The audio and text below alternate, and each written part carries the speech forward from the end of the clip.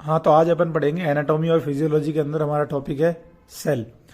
तो स्पेशली ये वीडियो बनाई गई है बीपीएड या फिर जो पीटीआई की तैयारी कर रहे हैं उन बच्चों के लिए।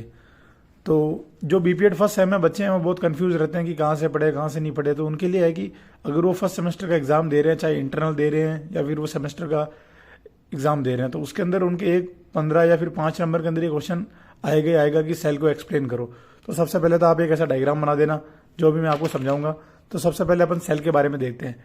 तो सेल को डिस्कवर किया था रॉबर्ट हुक ने। कब किया था? 1665 के अंदर किया था।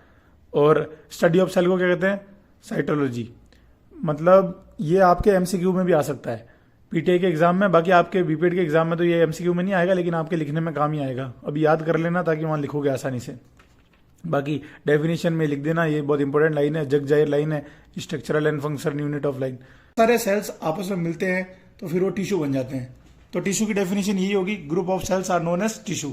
उसके बाद में हम इस डायग्राम को समझेंगे कि इसमें जो अलग अलग पार्टिकल्स या फिर सब्सटेंस होते हैं उनको डिफाइन करेंगे, उनका क्या रोल होता है हमारी बॉडी के अंदर। और हर चीज जो भी हमारी बॉडी के अंदर बनी होती है वो सेल से ही बनी होती है। यानी हमारे बॉडी की जो सबसे छोटी यूनिट होती है वो सेल ही होती है। तो हम सबसे पहले देखेंगे सेल मेम्ब्रेन के बारे में। हाँ, तो सेल मेम्ब्रेन। तो सेल मेम्ब्रेन क्या है? इसको अपन प्लाज्मा मेम्ब्रेन भी कहते हैं। और ये किससे बनी हुई होती है? ये बनी हुई होती है लिपिड्स और प्रोटीन से। मेरे को पता है आप सबके दिमाग में भी क्वेश्चन आ रहा होगा कि लिपिड्स क्या होता है। प्रोटीन तो आपने सुना होगा क्योंकि आप सब स्पोर्ट्स से रिलेटेड हो तो आपको पता ही है प्रोटीन क्या होता है। लेकिन लिपिड्स आप समझ लो कि कुछ फैट जैसा ही होता है। तो ये किससे बनी होती है? सेल मेम्ब्रेन लिपिड और प्रोटीन से बनी होती है। इसके अंदर 3 लेयर होती है। और इसका काम क्या होता है? इसका काम होता है प्रोटेक्शन ऑफ सेल, यानी ये सेल की सुरक्षा करता है। आउटर कवरिंग है ना ये वाली, ये है सेल मेम्ब्रेन। ठीक है, इसके अंदर 3 लेयर होती है और ये पूरे सेल की प्रोटेक्शन करता है। ये सेल मेम्ब्रेन और न्यूक्लियस के बीच में प्रेजेंट होता है और ये फ्लूइड होता है, जेली लाइक फ्लूइड होता है। जेली क्या मतलब? ये ऐसा ऐसा ऐसा इस टाइप का कुछ फ्लूइड होता है जो अंदर घूमता रहता है, जिसके आसपास ये सारे पार्टिकल रहते हैं। जैसे ये देखो, ये यहाँ पे तो आपको कुछ दिख नहीं रहा होगा, लेकिन ये जो भी यहाँ पे व्हाइट पार्ट है ना, जहाँ पे कुछ भी नहीं बनाया हुआ है, यहाँ हर जगह ये साइटोप्लाज्म ही है, जिसके अंदर ये देखो जैसे माइटोकॉन्ड्रिया हो गया, ये एंडोप्लाज्मिक रेटिकुलम हो गया, राइबोसोम हो गया, ये सब के सब यहाँ रह रहे हैं। तो उनके आसपास में ये क्या है? जेली लाइक फ्लूइड है, जिसको साइटोप्लाज्म कहते हैं। उसके बाद में सबसे इंपॉर्टेंट आ जाता है न्यूक्लियस। जैसे हमारे ह्यूमन के अंदर ब्रेन होता है, जिसका जैसा दिमाग वैसा वो काम करेगा, तो वैसा ही इसमें होता है। यानी ये ब्रेन होता है, सेल का जो ब्रेन होता है उसको न्यूक्लियस कहते हैं। ये क्या करता है? कंट्रोल सेंटर होता है, वही जैसे अपनी बॉडी में भी ब्रेन ही कंट्रोल करता है। उसके बाद में ये क्या करता है? सेल को ग्रोथ करने में हेल्प करता है। मेनली इसके अंदर डीएनए होता है और ये अपने जो जेनेटिक इंफॉर्मेशन होती है उसको इन्फ्लुएंस करता है। जैसे कुछ बच्चे हाइट में छोटे होते हैं, कुछ हाइट में लंबे होते हैं। ये सब कहाँ से होता है? ये जेनेटिकली होता है। हम कई बार देखते हैं कि किसी की मम्मी हाइट में लंबी होती है तो बेटा या बेटी भी हाइट में लंबा होता है। तो ये कहाँ से आता है? ये सब जेनेटिक्स से आता है। तो ये सब कहाँ पे होता है? ये किसकी वजह से? न्यूक्लियस की वजह से, ब्रेन ऑफ सेल। ये याद रखना इंपॉर्टेंट है और ये आप आगे कंपटीशन एग्जाम में जाओगे तब भी बहुत काम आएगा। उसके बाद में प्रोटोप्लाज्म। सेल जिस सब्सटेंस से बना होता है, सेल जिस सब्सटेंस से बना होता है उसको प्रोटोप्लाज्म कहते हैं। इतना सा याद रखना, इतना इंपॉर्टेंट नहीं है पर ध्यान रख लेना आप। फिर आता है माइटोकॉन्ड्रिया, ये भी बहुत इंपॉर्टेंट है। इसको अपन पावर हाउस ऑफ सेल कहते हैं।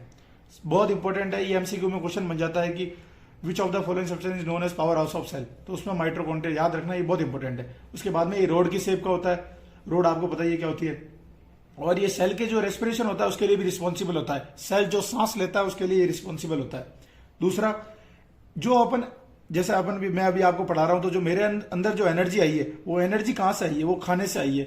और उसको कौन कन्वर्ट करता है? माइटोकॉन्ड्रिया उसको कन्वर्ट करता है। किसके फॉर्म में करता है? एटीपी के फॉर्म में करता है। Endoplasmic reticulum. मेनली ये 2 तरह की होती है, स्मूथ और रफ।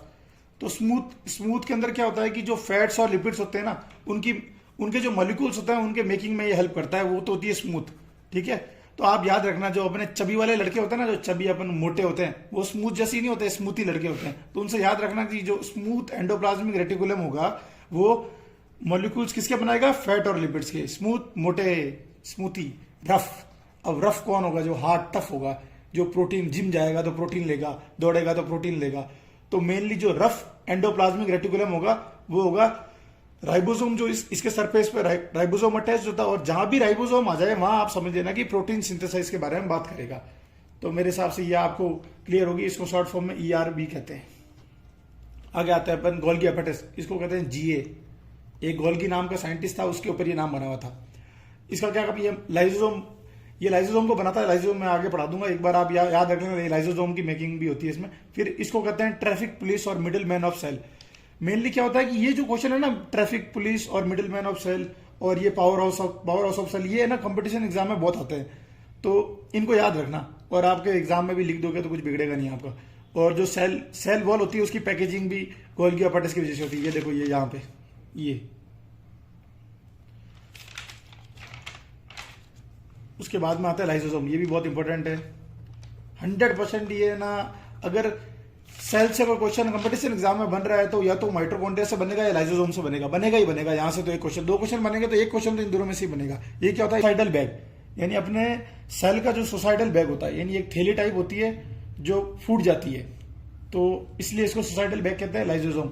इसको, इसके 2-3 नाम है, वो भी याद रख लेना। एक तो हो गया सुसाइडल बैग, एक हो गया क्लीन अप क्रू, याद रख लेना, एमसीक्यू में आ जाएगा, फिर हम भूल जाओगे क्योंकि ये कंफ्यूज हो जाओगे फिर यहाँ पे, इसमें माइटोकॉन्ड्रिया में, गोल्गी अपैरेटस में, इसमें, और एटम बॉम्ब।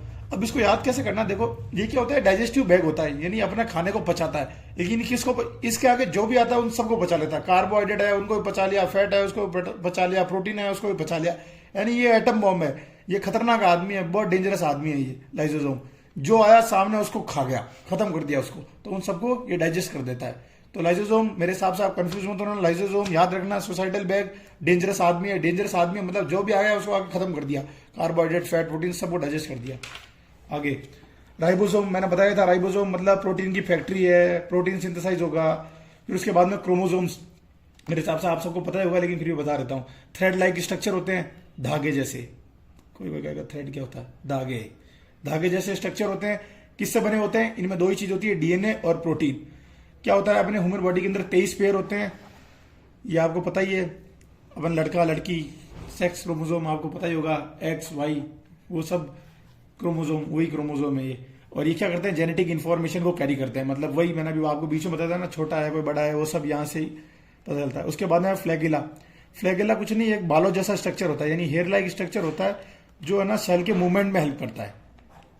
तो मिलते हैं अगले लेक्चर के अंदर। अगले लेक्चर में अपन पढ़ेंगे टिश्यू, और टिश्यू मैंने आपको बताया था क्या होता है, बहुत सारे सेल जो मिल जाते हैं तो वो टिश्यू बनते हैं। मिलते हैं अगले लेक्चर में, अपन आगे देखते हैं, छोड़ो। तो जब बहुत सारे सेल्स आपस में मिलते हैं तो फिर वो टिश्यू बन जाते हैं। तो टिश्यू की डेफिनेशन यही होगी, group of cells are known as tissue. उसके बाद में हम इस डायग्राम को समझेंगे कि इसमें जो अलग अलग पार्टिकल्स या फिर सब्सटेंस होते हैं उनको डिफाइन करेंगे, उनका क्या रोल होता है हमारी बॉडी के अंदर।